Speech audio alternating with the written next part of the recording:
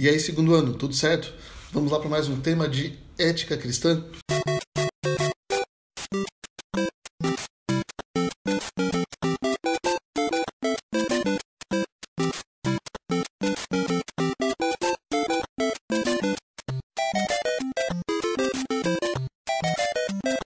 Bom, nos últimos dias a gente trabalhou o filme I Still Believe, falando um pouquinho sobre a questão do sofrimento, como Deus lida com esse tema na nossa vida, através da Bíblia e da história do cantor Jeremy Camp.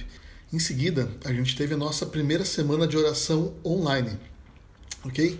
E hoje, então, a gente retorna ao tema da ética cristã propriamente dito. E eu queria abordar na aula de hoje um tema que nos últimos dias despertou muito interesse ao redor do mundo inteiro. Tenho certeza que você está ligado nesse assunto, que foi a morte do norte-americano George Floyd. Esse homem, então, que foi brutalmente e covardemente morto, asfixiado por um policial. E a morte dele, então, reacendeu um tema muito forte, que é a questão do racismo, tanto nos Estados Unidos como no resto de todo o mundo. As pessoas têm feito várias manifestações, vários protestos, e eles têm usado a frase Black Lives Matter. Em português, uma tradução livre, vidas negras importam. Então veja, nessa aula eu não vou entrar no movimento ou não vou abordar a organização Black Lives Matter. Tá aí então, né, cena que chocou o mundo todo, que provocou diversas então manifestações ao longo de todo o mundo. E é claro, desde que as manifestações sejam pacíficas, elas são válidas e precisam realmente acontecer. Ok? Então, aí está a manifestação Black Lives Matter, o mundo inteiro falando desse assunto. E o que eu gostaria de abordar com vocês, então, nessa aula, dentro de religião, dentro da ética cristã? Bom, eu vou abordar esses dois assuntos. A ideia, né, de vidas negras importam e a Bíblia. E aproveitando esse conceito aqui, eu quero levar você a uma outra reflexão. Ou seja, eu quero analisar um pouquinho esse movimento aqui, tá? De acordo com a Bíblia, mas eu quero levar você a usar a mesma lógica, que é uma lógica correta, certo? Da ideia BLM, para outras vidas que também importam e às vezes a gente esquece ou não trata com a seriedade que o assunto merece, ok? Então vamos lá. Bom, o movimento, ou a ideia Black Lives Matter e a Bíblia. Veja, aqui na tela estão duas frases totalmente erradas, ok? De acordo com a Bíblia. Então tem gente que pergunta assim: pastor, de onde vieram os negros? Pergunta errada. Pastor, de onde vieram os brancos? Pergunta errada. Como assim? Veja, a Bíblia não fala de onde vieram a cor tal ou a cor tal, mas ela nos dá algumas pistas. Só que tem um detalhe: sempre que eu fizer a pergunta errada, dificilmente eu vou chegar na resposta correta. E essas duas perguntas, elas são erradas. Se eu pergunto de onde vieram os negros, eu estou dizendo que os brancos foram criados primeiro. E se eu pergunto de onde vieram os brancos, eu estou dizendo que os negros foram criados primeiro. Só que a Bíblia não dá margem para dizer nem que o negro foi criado primeiro, nem que o branco foi criado primeiro. Então a pergunta mais correta seria: de onde veio a diversidade racial? A pergunta certa poderia ser, talvez, de onde veio a diversidade na tonalidade da pele do ser humano. Bom, como eu já falei, a Bíblia não fala disso claramente, mas ela nos dá algumas pistas que são interessantes. Vamos lá. Olha esse texto aqui de Gênesis capítulo 2, verso 7. Então o Senhor Deus formou o homem do pó da terra e soprou nas suas narinas o fôlego de vida, e o homem se tornou um ser vivente. Então, olha só, o ser humano, de acordo com a Bíblia, é formado do pó da terra. E uma outra curiosidade, a palavra Adão ela vem do hebraico Adam, que é o masculino de Adamá. Adamá significa terra. Então, o nome de Adão é a forma masculina do nome terra. Então, o nome de Adão, se ele fosse traduzido literalmente, ele seria, tipo assim, uma palavra que não existe em português, mas eu vou inventar aqui só para você entender. Seria assim, o terro, né? O masculino de terra. Ou então o terroso, ou coisa parecida. Então, é possível que Adão tivesse uma cor semelhante à cor da terra, moreno ou negro, ok? Mas aí vem essa questão. Ok, Deus fez o ser humano do pó da terra, Adão foi formado da terra, foi formado do barro, ok, mas como é possível então existir toda essa diversidade de cores de pele ou diversidade racial, sendo que Deus formou Adão e Eva, né, do pó da terra? Como isso seria possível? Bom, vamos aqui para o próximo slide então. Olha só, é muito simples. Vamos lembrar um pouquinho de genética. Você se lembra que a cor da pele é determinada por 2 pares de genes. Eu pesquisei recentemente e alguns já falam até em 3 pares de genes. Mas isso você pode tirar dúvida lá com o seu professor de biologia, tá ok? Até porque, pro exemplo que eu estou dando, se são 2 ou 3 pares de genes, não importa, tá bom? Para aquilo que eu preciso nessa aula, vou utilizar 2 para essa comparação. Então, olha só. Como é possível ter toda a diversidade de cores de pele, de tonalidades de pele, a partir de um único casal? É muito simples. Então, olha só. Então, você tem aí pelo menos 2 pares de genes. AA, BB. Então, olha só. O negro, que é muito negro, ele é azão, azão, bezão, bezão. Ok? Esse é o negro.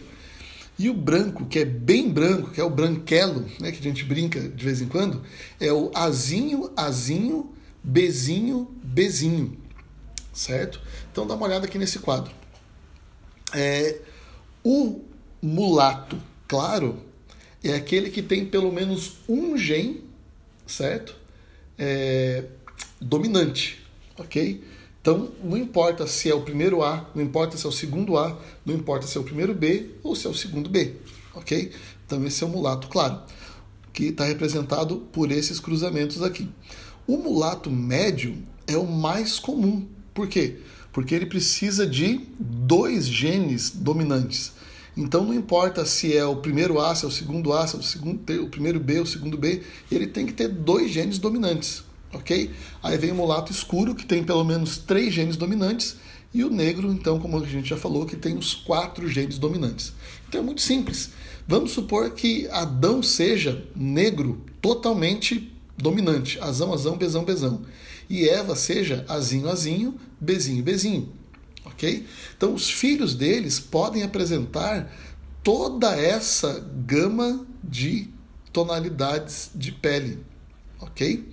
E os filhos dos filhos deles, por sua vez, vão poder apresentar todas as 16 combinações, certo?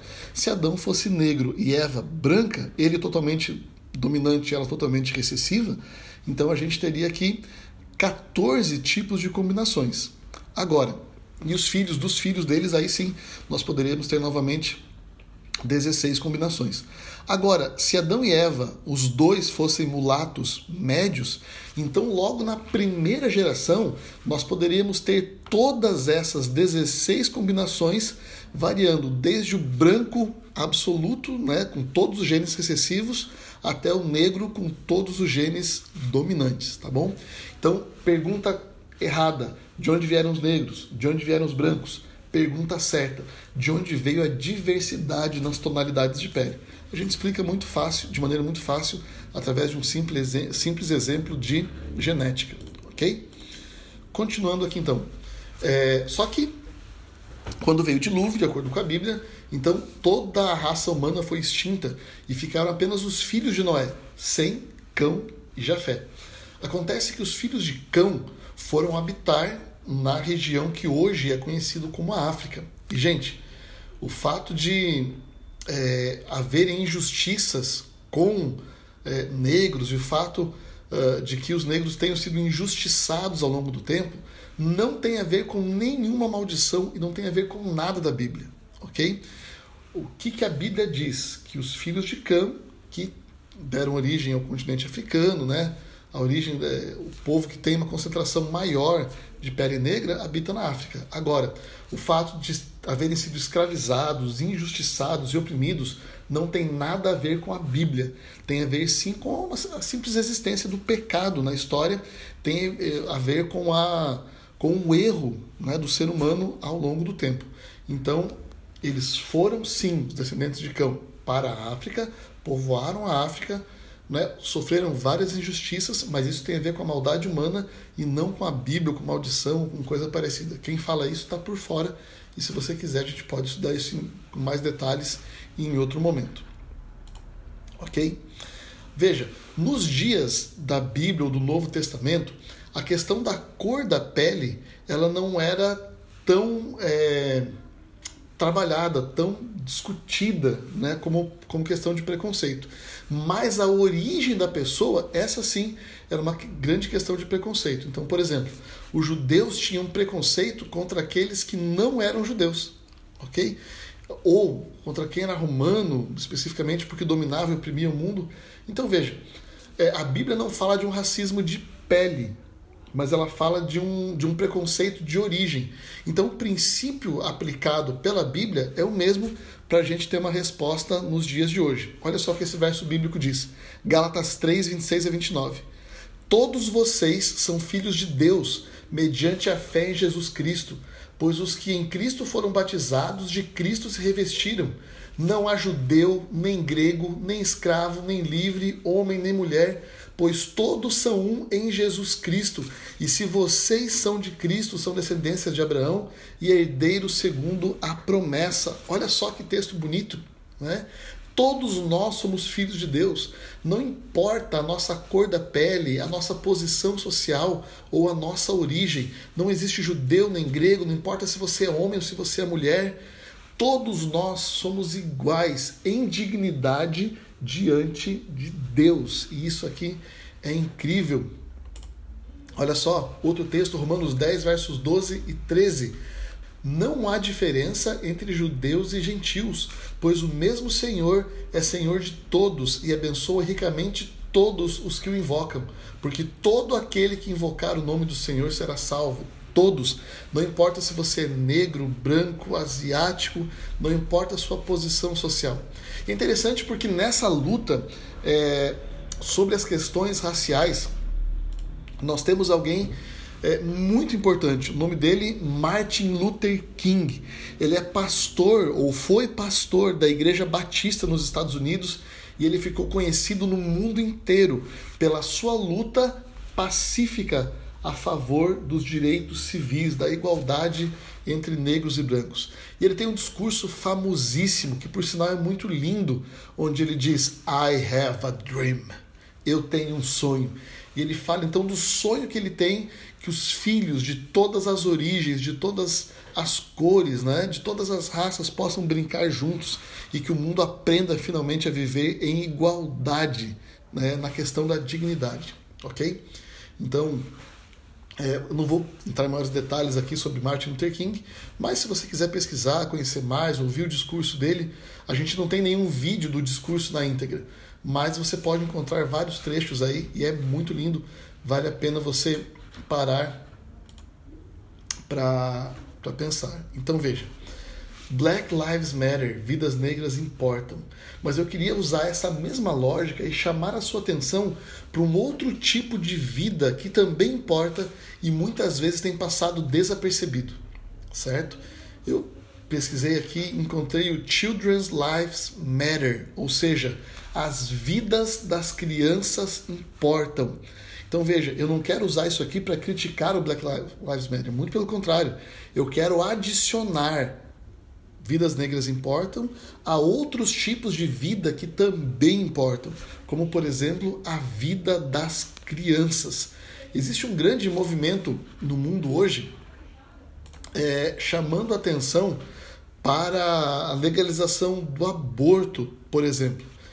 Agora, pensa comigo, tenta imaginar aí essa conversa, né? E aí, será que você é contra ou é a favor do aborto? Essa é difícil, hein?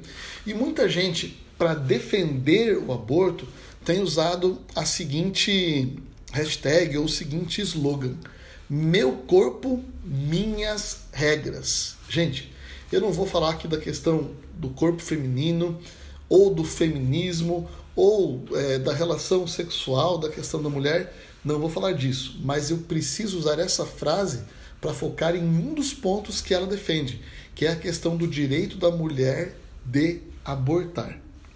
Então veja, meu corpo, minhas regras. Será que é isso mesmo? Então, olha só, pensa comigo aqui, ó. Se você está assistindo a esse vídeo, se você está entendendo o que eu estou te falando, isso se deve ao fato de que existem regras estabelecidas dentro do teu corpo, dentro da tua mente, e graças a essas regras é que você consegue isso.